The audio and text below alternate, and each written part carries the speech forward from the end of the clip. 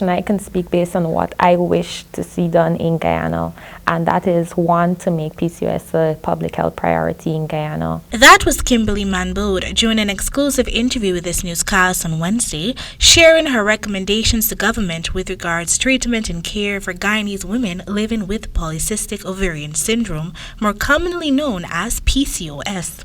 PCOS is a hormonal disorder common among women of reproductive age. Women with PCOS may have infrequent or prolonged menstrual cycles, excess male hormones, and an inability to release eggs, among other symptoms. Unfortunately, the exact cause of PCOS remains unknown. Kimberly, who is a clinical medical student, began experiencing severe symptoms in 2015. However, her visits to doctors were futile since she was oftentimes misdiagnosed. I've done a lot of visits to various gynecologists and trying to see how best I can deal with the situation.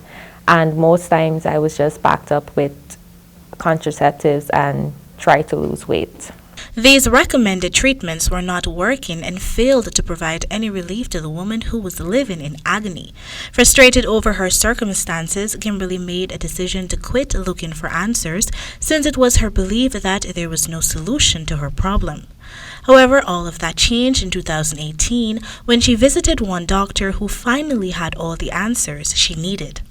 He did what I think most physicians should do. Rather than, after hearing your complaint, placing you on treatment, he did a thorough history, a thorough examination, ensure that he could have ruled out any other condition before concluding that I have PCOS. And after that, he decided that he would continue, give me guidance in terms of treatment. Today, 3 years after her diagnosis, Kimberly says she's living her best life and has even founded an organization called the Sisterhood Support Group to provide support to other women like herself. But while she has been helping a number of women through her organization, Kimberly is adamant that the local healthcare system must be tailored to offer more care for women living with PCOS. We don't have a lot documentation to say this is the amount of women that are diagnosed with PCOS, or here they can go for management.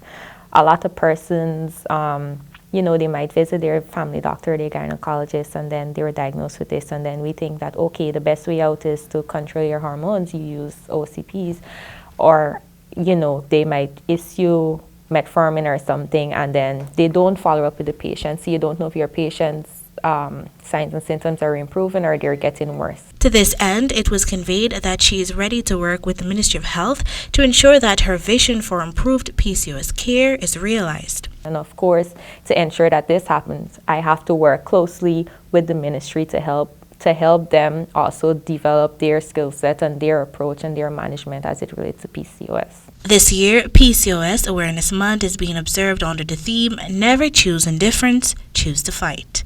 Reporting for the HGP Nightly News, Kendell Richmond.